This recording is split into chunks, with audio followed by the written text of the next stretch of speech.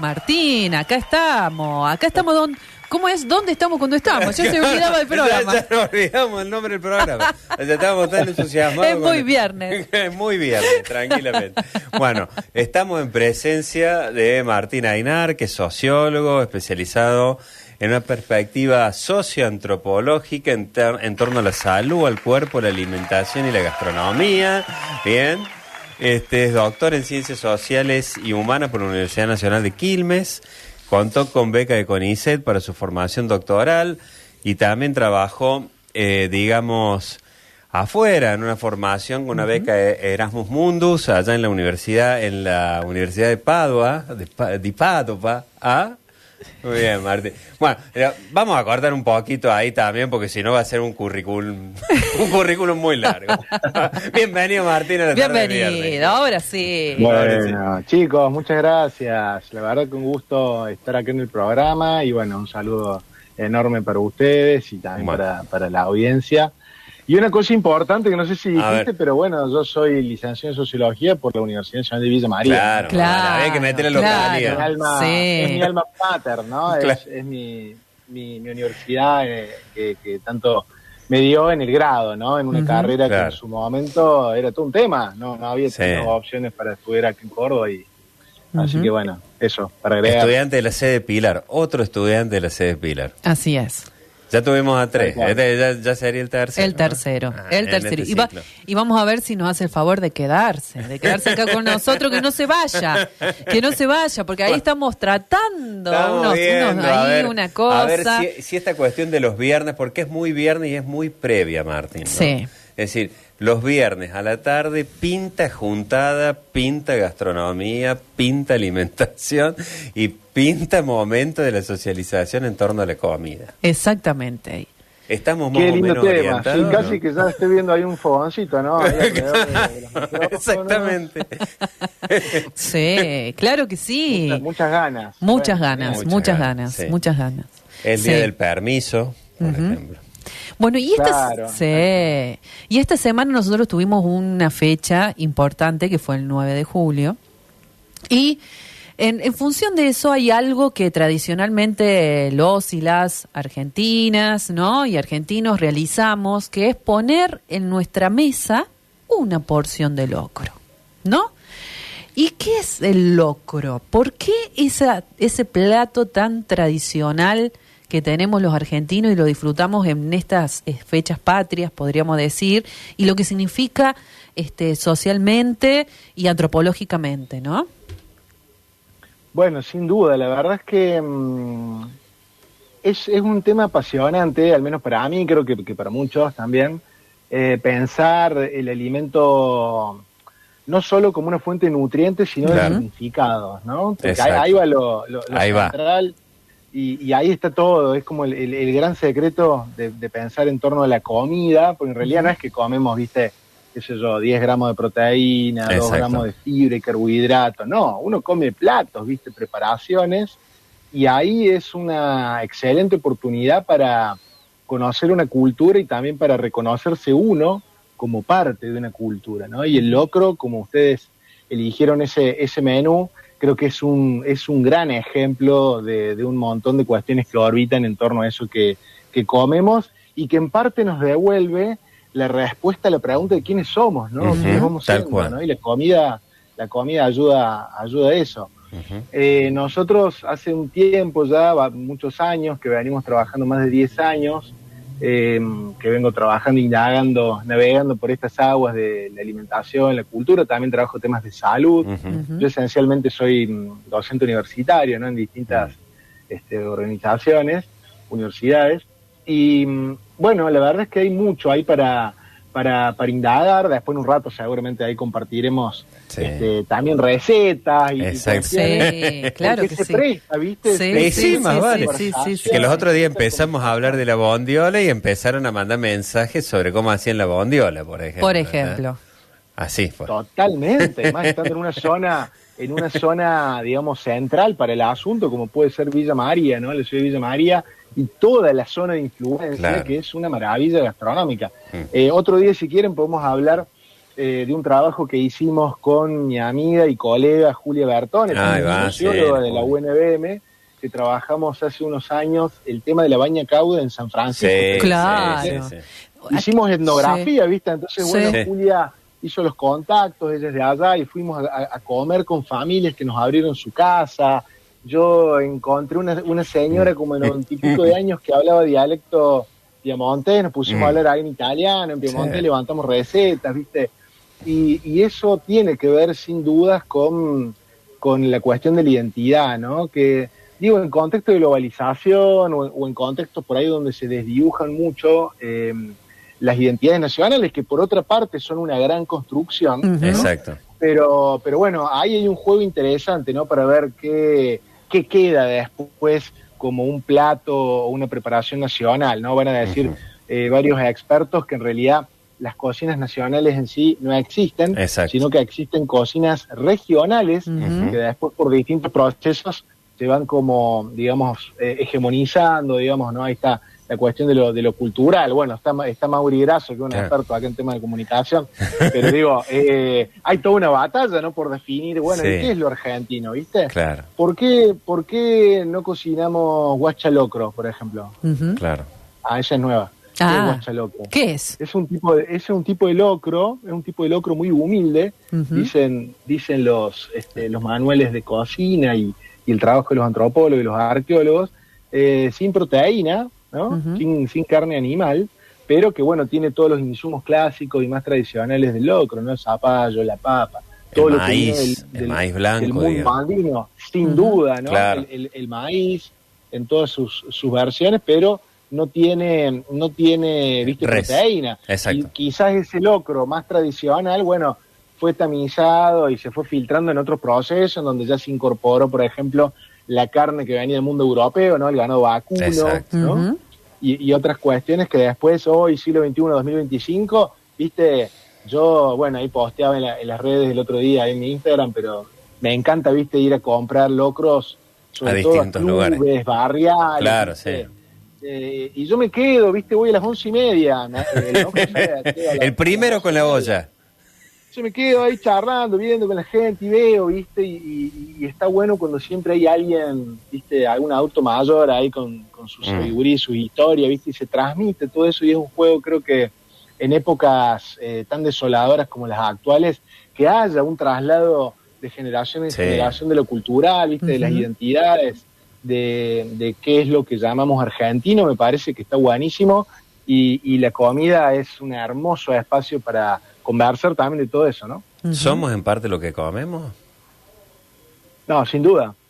Somos en parte lo que, sin dudas. Hay un autor, un colega que se llama Claude Fischler, que es un francés, medio antropólogo, medio sociólogo, que hace toda una teoría de esto, ¿no? Y tiene que ver con la lógica, incluso, viste, para quienes tienen algún credo, alguna fe, alguna cuestión espiritual, digamos, por ejemplo, en muchas de las religiones monoteístas hay una serie de simbología en torno a la comida, ¿no? Para el mundo cristiano, digamos, por ejemplo, pensemos en las Pascuas, ¿no? O pensemos en la prohibición de la carne durante las Pascuas, ¿no? Pensemos en, para el mundo hebreo, para el mundo judío, la prohibición de los animales con pezuña, como podría ser el cerdo y otros, porque uno ingiere e incorpora, y eso que uno ingiere es también una propiedad que se traslada a aquel sujeto, ¿no? Y a aquellos grupos sociales que consumieron esos alimentos, ¿no? Y lo mismo pasa con el significado en torno a, por ejemplo, el vino tinto, ¿no? Claro. O la hostia, digamos, más desde lo religioso. Entonces ahí está todo, me parece que hay un montón, es como un principio, una lógica media caníbal, ¿no? Porque algunas colectividades, grupos sociales, digamos, culturas originarias, digamos, que tenían esta práctica antropófaga, es muy interesante, ¿no? Viste, se comían partes de los cuerpos del otro, el cerebro, el corazón, es súper simbólico eso. Y bueno, yo creo que hay un punto de contacto directo entre eso y, por ejemplo, lo estoy viendo a Mauri Grasso, que además de haber sido un brillante profe mío en la universidad, es amigo mío, y me acuerdo cuando estábamos en Italia y en el balcón de Padua, que yo vivía en una zona céntrica, muy céntrica. Céntrica. y me acuerdo que tenía un balconcito, no sé si te acuerdas, Mauro. Sí, muy chiquito. Se nos ocurrió, viste, nos Hacer pintó la nostalgia del argentino migrante viviendo afuera y se nos ocurrió hacer un asado, viste. Y nos compramos una parrillita eléctrica y ahí quedó, viste, la parrilla de la resistencia, ¿no? Simbolizando la resistencia eléctrica, pero una resistencia cultural. Claro que sí. Tiene que ver, viste, con estar a 13.000 kilómetros de tu casa, viste, que hace frío, que oscurece a las 4 de la tarde, y así todo, fuimos a la carnicería y nos compramos algo que hiciera mucho humo, y bueno, después llegó yo no te conté, llegó la factura, una multa de la comuna de 384 euros por haber hecho humo, viste, en la ciudad medieval, pero ¿qué nos importa? Lo importante fue que pudimos hacer eso. ¿no? Esa y entonces, ¿qué tendrá que ver con las identidades? Imagínate. Caripela la multa. Sí, bastante salada. El asado salió bastante. Salió caro el asado en Padua. Para la división, después que hacemos la división. Así que bueno, creo que es un tema hermoso y me parece que está buenísimo que lo conversemos porque de alguna u otra manera poner en valor esto no solamente activa por ahí circuitos, viste, de conversación intergeneracional, viste, que el nieto converse con la abuela y que el padre me cuente la receta, viste, ahora yo estoy aprendiendo a hacer paella. El heredó era yo vengo en parte de familia andaluza, viste, mi abuelo español, republicano, obviamente, sabía cocinar y bueno, le transmitió la receta a sus hijas, pero después termina mi viejo, que en realidad se había casado con una de sus hijas, haciendo la receta de la paella. Y bueno, viste, hay un traslado, viste, de lo generacional. Es hermoso y está buenísimo que le prestemos mucha atención, más allá de la moda, de la gastronomía, que también está como de moda ahora. Martín, y volviendo al tema del locro, ¿no? Porque es un plato bien representativo. No lo comían cualquier persona, si lo pensamos al comienzo, ¿no? de la conformación, podríamos decir, del Estado argentino, podríamos decir. Lo comían sectores, si se quieren, más relacionados al campesino, al obrero, ¿no? ¿Tenés referencia al momento histórico de cómo se elabora el plato? Bueno, mira, ahí yo siempre recomiendo el trabajo de la doctora Karina Perticone. Karina Perticone es la experta hoy en Argentina, me parece una de las principales referentes de patrimonio alimentario, ¿viste? Y de semiología. Ella está haciendo un trabajo maravilloso en la Universidad de las Artes, en Buenos Aires, y de hecho, bueno, es parte del plantel docente mío en la Diplomatura en Desarrollo e Innovación Gastronómica con Blas Pascal, que yo dirijo. Y la verdad que me preguntas así rápido y me da cosa, ¿viste? Hablar porque después de ver el video y alguien me va a caer con la bibliografía. Claro. Me va a caer con la data. Además que yo no soy cocinero, yo soy un entusiasta de la cocina, yo soy sociólogo que investiga estos temas. Pero te gusta comer, digamos. Pero sin duda, y beber también. Disfruto, ¿no? Sí. Y beber, diría un amigo. La cosa es que... Bueno, es un chiste muy de nicho, digamos. Muy de nicho. Espero que alguien se haya reído, además nosotros y que manden ahí emociones. Claro, exactamente. Pero no, mirá, el tema... hay un autor, un tipo que se llama Massimo Montanari en Italia, que es un historiador italiano que se dedicó específicamente a la gastronomía y tiene este concepto de cucine pobre, se llama, cocinas pobres. Y las cocinas pobres existen a lo largo y lo ancho del mundo, y es muy interesante una serie de procesos que se dan ahí, porque parte efectivamente, como decía la compañera, de prácticas sociales de los sectores populares, digamos, de todas las sociedades, que después algunos le llaman gentrificación, otros le llaman elitización de esos platos, pero el proceso es una apropiación o una reapropiación por parte de los sectores dominantes de ese plato, en donde se le da una vuelta de tuerca y termina siendo presentado, digamos, como un plato nacional.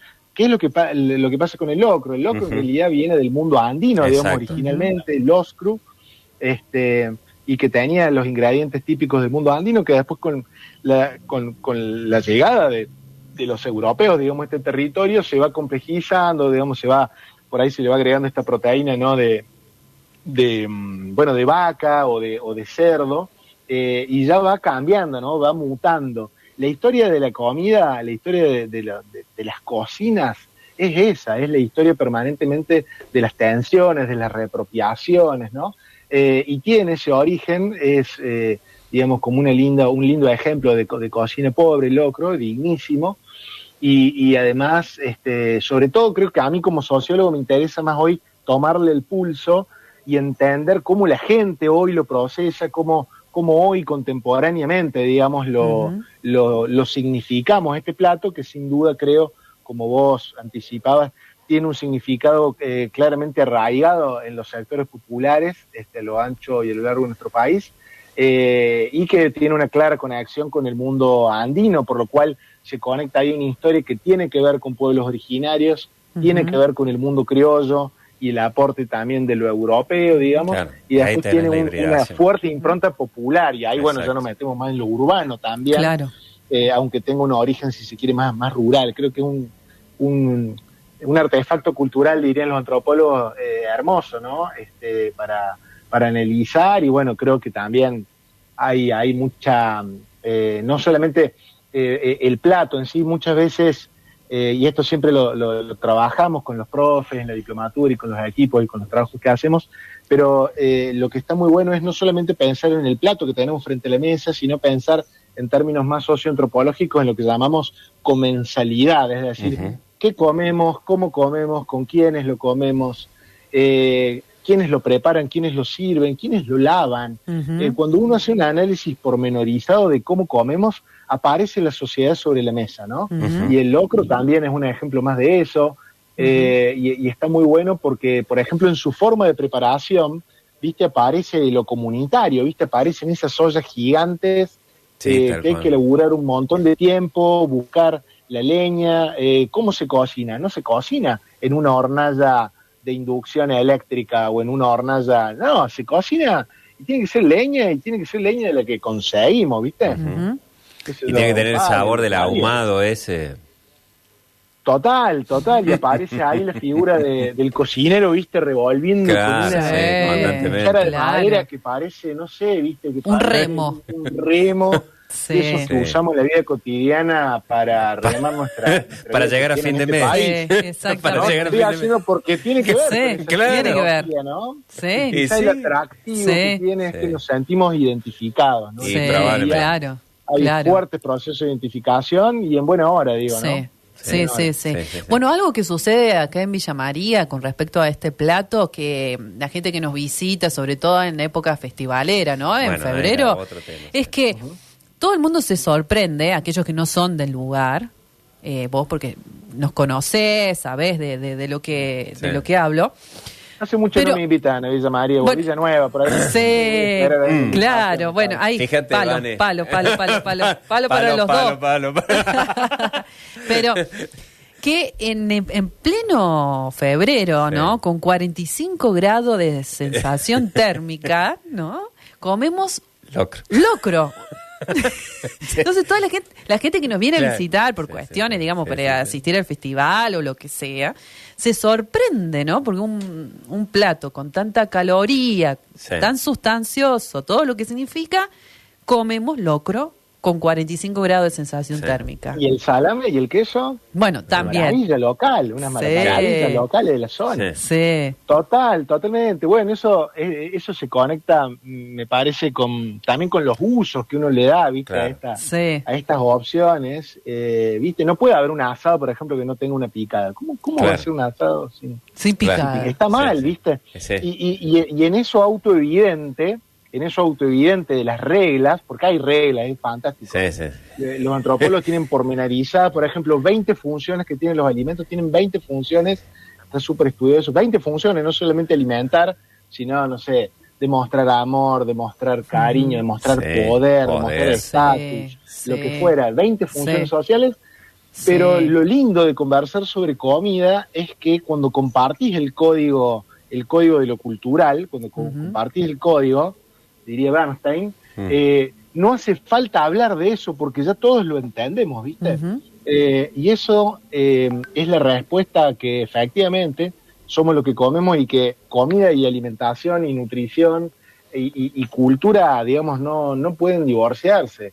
Y si lo separamos, tenemos una perspectiva muy alienada sobre lo que vamos a comer, ¿viste? Yo siempre digo esto porque me parece muy interesante también empezar a recuperar o prestarle cada vez más atención desde los emprendimientos privados gastronómicos, pero también desde gobierno, también desde la academia, a cómo son los procesos, ¿viste?, de producción. Pensar en términos de sistema alimentario. ¿Y quién produce? ¿Cómo es el chacinado, viste, ese que comemos en Villa María? ¿Cómo es la factura? ¿Cómo fuimos al campo, viste? Le preguntamos la receta, viste. Sí, ¿cómo es la mezcla? ¿Qué le ponemos? O sea, ¿cuánto de pimienta? ¿En qué momento? No solo cuánto, sino en qué momento. Maíz, pero digo, ese maíz que le estamos poniendo, ese maíz, ¿de dónde viene? ¿Qué le pasó? ¿Cómo fue cultivado ese maíz? ¿Viste? ¿Cuánto, digamos, porque hay diferentes tipos de maíz? Bueno, un tema bastante complejo en Argentina por el asunto transgénicos, ¿no? Sí. Pero está muy bueno que podamos brindar esa información, no solamente para lo que se llama trazabilidad, es decir, reconstruir la historia de ese producto de pe a pa, sino también para que el consumidor pueda elegir, ¿viste? De último comer. Porque el otro día me enteré que acá en Colonia Carolla hay un emprendimiento súper interesante de maíz blanco, agrobiológico, ¿viste? Y me parece un proyecto hermoso, ¿viste? Porque ahí la comunidad de Colonia Carolla, ¿viste?, los friulanos, es como muy típico de la polenta blanca, ¿viste?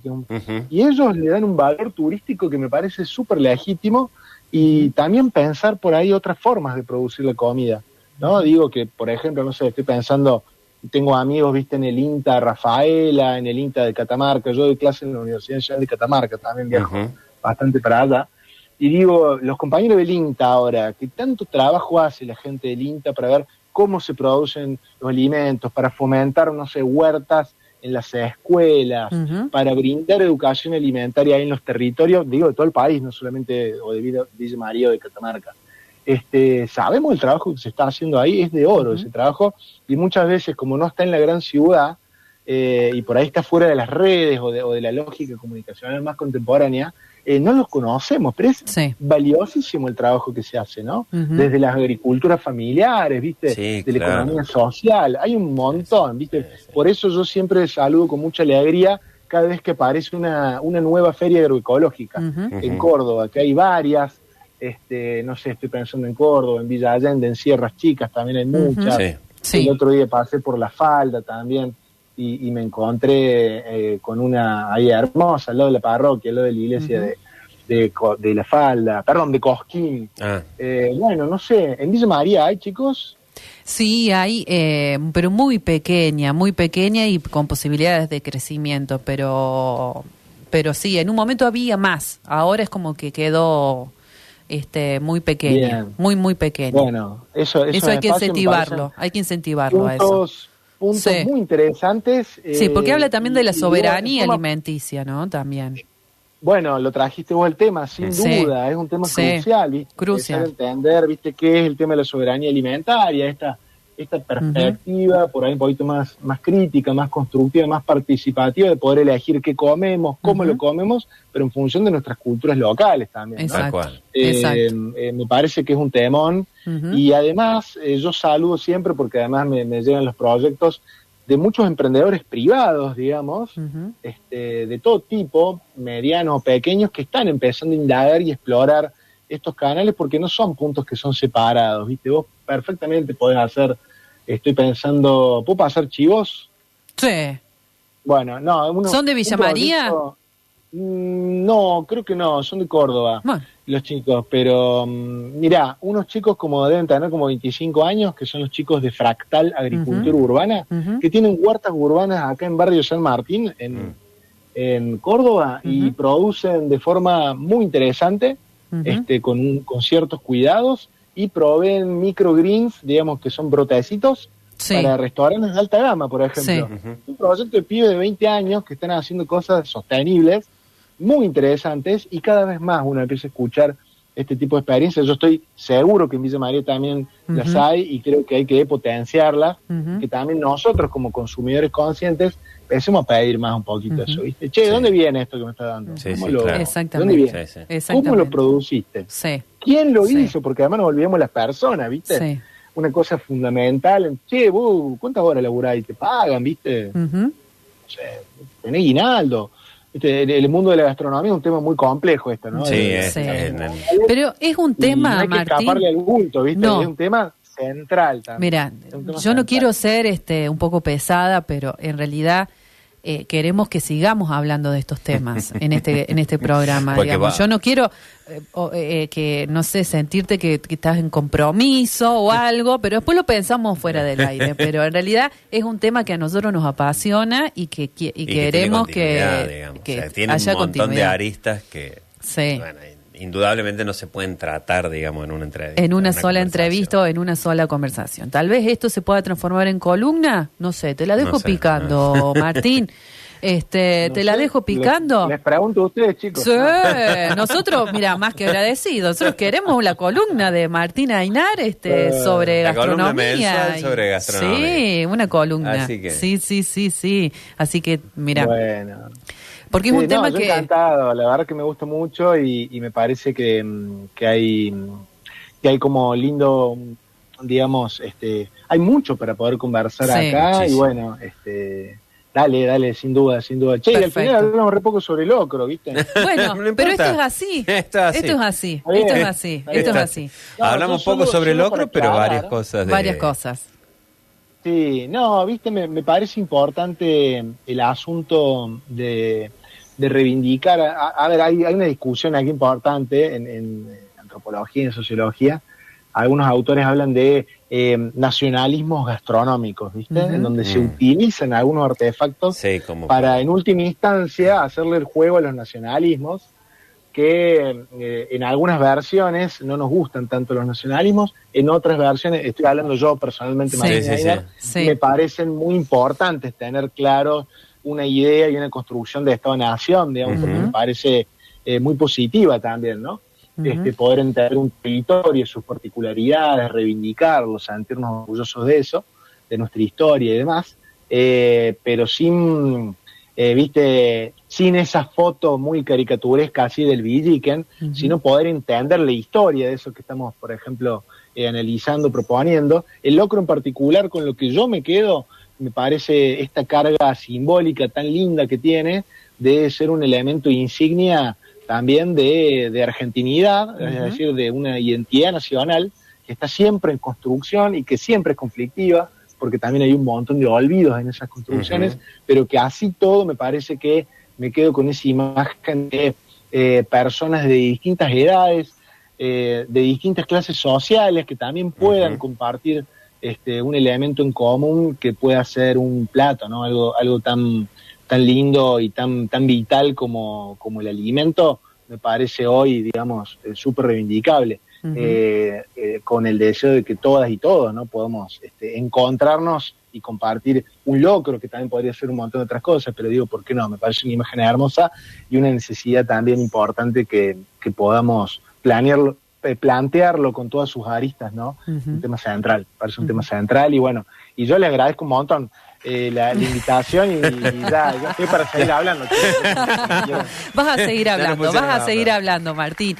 Agradecidos profundamente de tenerte, queremos seguir convocando en una nueva columna de gastronomía, acá en Donde Estamos Cuando Estamos. Así que bueno, eso lo conversamos fuera del aire.